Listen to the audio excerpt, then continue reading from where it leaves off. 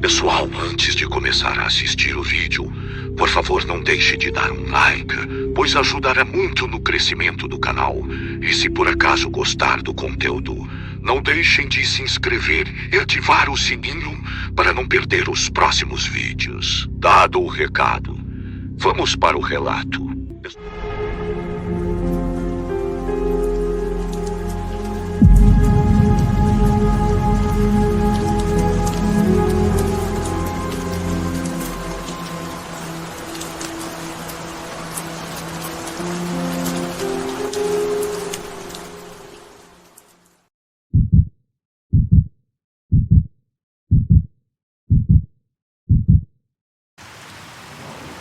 Hoje faz exatamente 20 anos que o meu irmão Pedro morreu afogado naquele lago macabro. Boa noite a todos. O meu nome é Paulo, moro aqui em São Paulo e tenho 2 lindos filhos. E se o meu irmão estivesse vivo, certamente ele iria amá-los como eu os amo.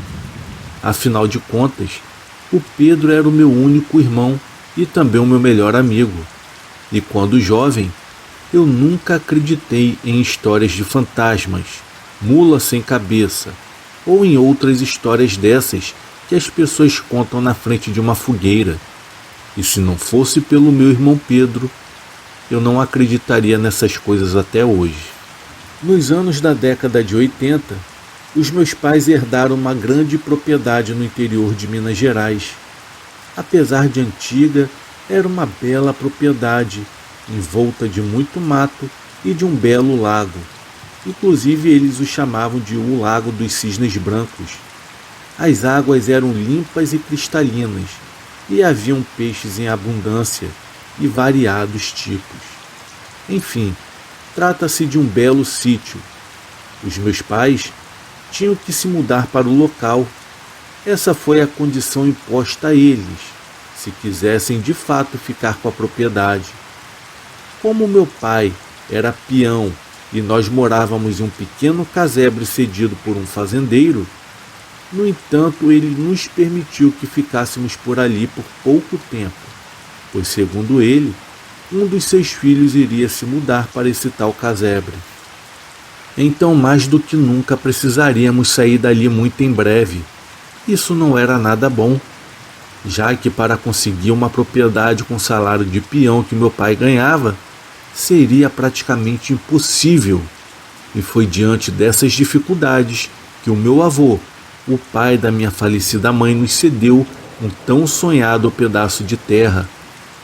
Apesar de isolado e distante, aquela bela propriedade resolveu os nossos problemas, que não eram poucos.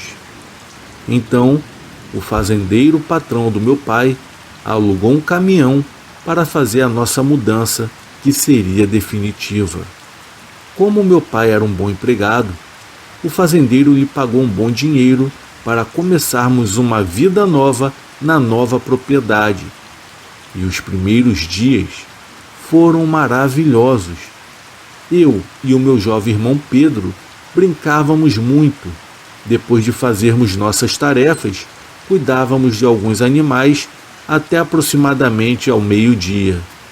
Depois disso, uma professora do estado vinha nos dar aula em casa, já aqui próximo não havia nenhuma escola. E depois dos estudos, Pedro e eu passávamos os finais de tarde, às vezes pescando no Lago dos Cisnes, ou às vezes caçando pequenas aves no meio do mato para assarmos no fogão a lenha que existia no local. Apesar de isolados, o meu irmão caçula Pedro e eu amávamos tudo aquilo, enquanto meu pai cuidava do plantio de hortaliças para vender nos finais de semana. Já a nossa mãe estava sempre ocupada cuidando dos afazeres domésticos. Foi então que certa noite, depois de chover muito, Pedro e eu ouvimos gritos que parecia ser de uma mulher.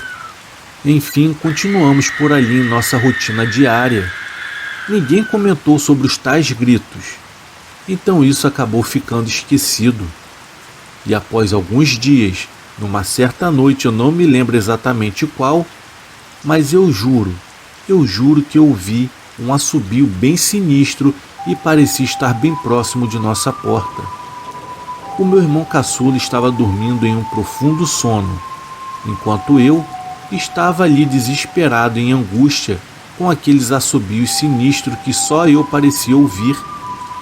E no dia seguinte dos assobios, um homem bateu na nossa porta e parecia bem nervoso. Era um policial local. O homem trazia consigo uma foto de uma mulher estranha, que segundo ele, era uma cigana dos arredores, e a cigana fazia rituais de magia e havia desaparecido misteriosamente. A mulher tinha fama de ser uma espécie de bruxa local, e o homem também disse ao meu pai que ela tinha muitos inimigos pela região. A estranha mulher havia sido levada de seu povo por 2 homens estranhos. O policial ainda me mostrou a foto e me perguntou a respeito. Eu disse nunca tê-la visto nos arredores. Já o Pedro também seguiu os meus passos dizendo a mesma coisa. O pior, que algo em meu coração dizia que o desaparecimento daquela mulher estaria ligado aos gritos daquela noite e também aos assobios sinistros. Depois desses dias, continuamos nossa rotina e alguns meses se passaram. Em uma determinada noite, enquanto eu estava adormecendo, já que o Pedro, como sempre, estava em seu profundo sono, e mais uma vez eu ouvi como se tivesse em frente à nossa casa, sendo que do lado de fora, aquele mesmo maldito assobio. Sim, por várias vezes o meu medo foi tanto que nem gritar eu conseguia. Eu fiquei embaixo dos lençóis. Eu não via a hora daquilo ir embora. O assobio persistia durante toda a noite, enquanto eu permanecia ali suando frio, com muito medo. O meu medo era tanto que o meu coração parecia sair pela boca de tanto bater.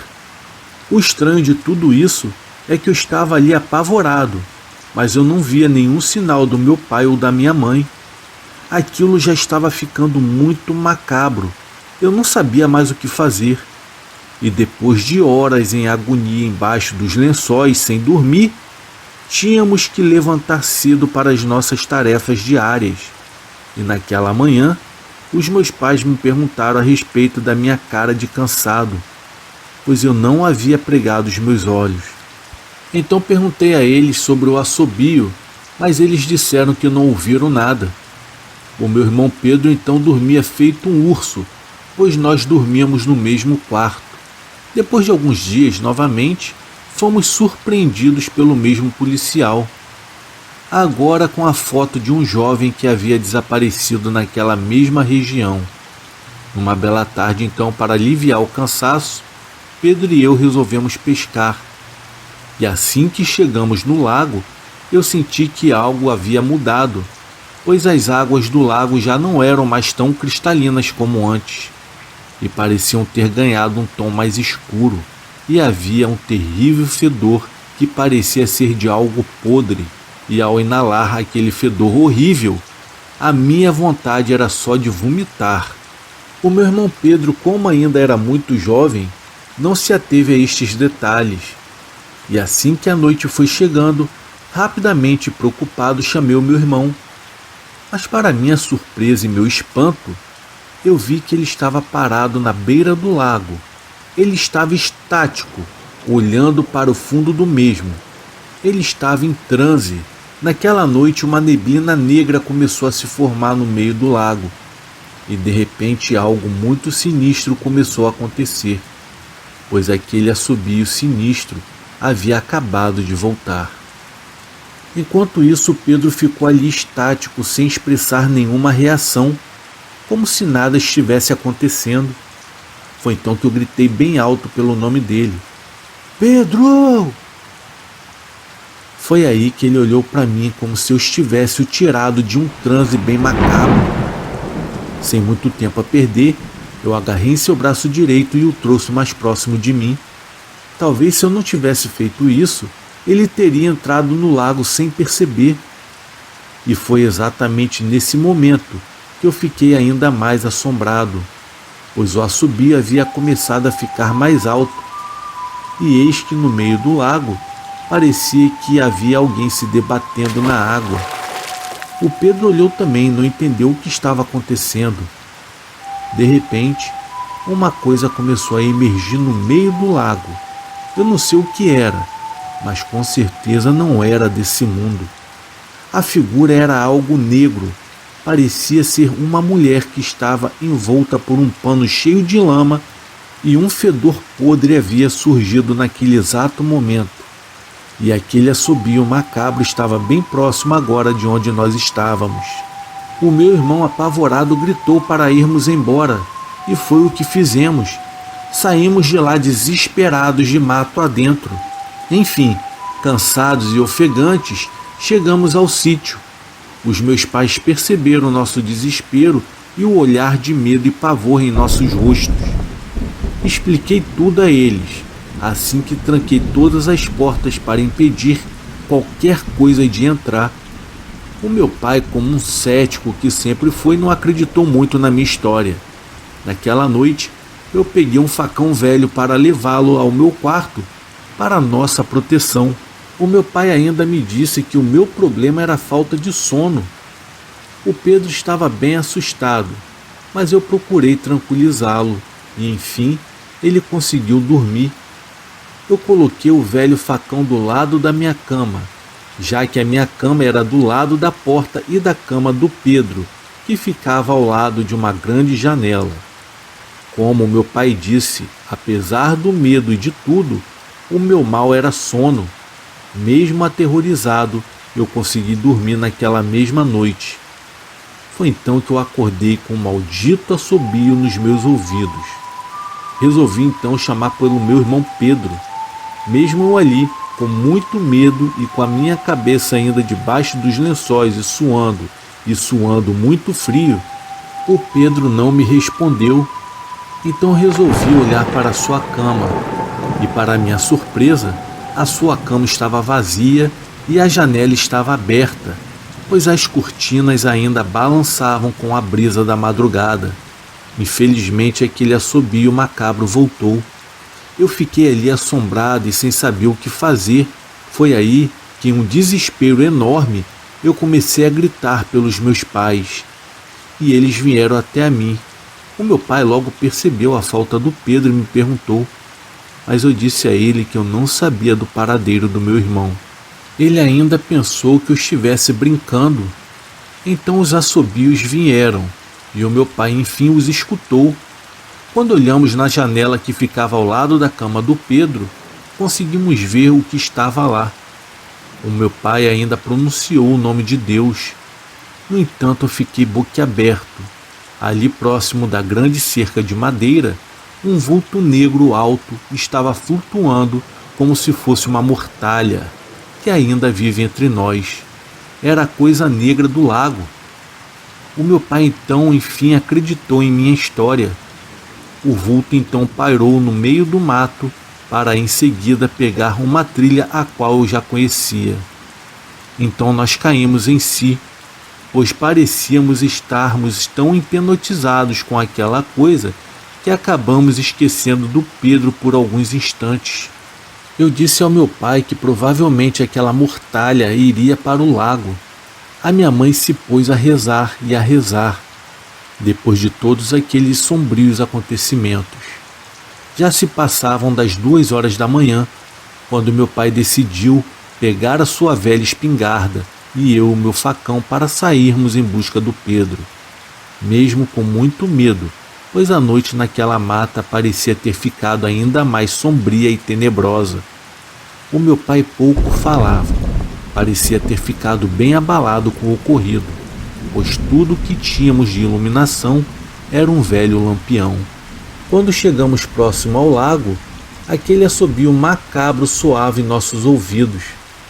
E assim que chegamos no lago, ainda deu tempo de ver aquela sombra negra e nefasta. E no meio do lago, ela estava flutuando assustadoramente. Afinal, o que seria aquilo? Perguntava o meu pai. E assim, aos poucos, aquela maldita entidade foi entrando para dentro do lago, até desaparecer por completo. Mesmo assim, gritamos pelo Pedro e nada acontecia.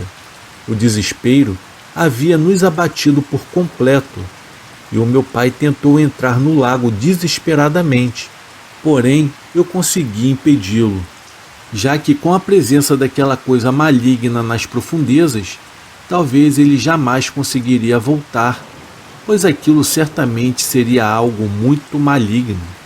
Quando o dia amanheceu, o local já estava repleto de policiais, pois a minha mãe alertou os mesmos logo que amanheceu, já que não havíamos voltado para a nossa casa.